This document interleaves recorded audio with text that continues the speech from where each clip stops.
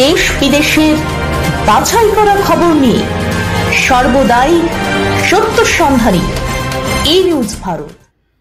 নমস্কার, ই নিউজ ভারতে আপনাদের সকলকে স্বাগত। শুরু করছি ওয়েদার আপডেট। আবারও আবহাওয়ার ভুল বদল, এবার সাগরে শক্তি বাড়াচ্ছে প্রাক পুজো নিম্নচাপ। আবহাওয়ার পূর্বাভাস বলছে নিম্নচাপ তৈরি হবে উত্তর বঙ্গোপসাগরে। শুক্রবারই নিম্নচাপ তৈরি হওয়ার সম্ভাবনা। সমুদ্র উত্তাল থাকার কারণে শুক্রবার পর্যন্ত মৎস্যজীবীদের সমুদ্রে যেতে নিষেধ করা হয়েছে।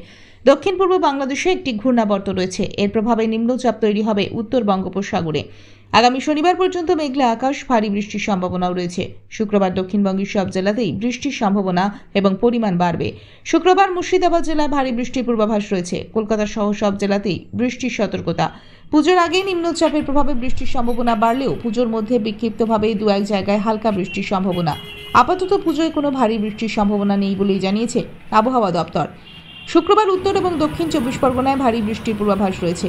আজ কলকাতায় সারাদিন মেঘলা আকাশ। কলকাতা ও তার পার্শ্ববর্তী অঞ্চলে দিনের সর্বোচ্চ তাপমাত্রা 31 ডিগ্রি সেলসিয়াস, সর্বনিম্ন 26 ডিগ্রি সেলসিয়াস। বাতাসে আপেক্ষিক আর্দ্রতার পরিমাণ 84%, অনুভূত তাপমাত্রা 36 ডিগ্রি সেলসিয়াস। আজকের বৃষ্টিপাতের পরিমাণ 7.9 মিলিমিটার। ব্যুরো রিপোর্ট, ই নিউজ ভারত।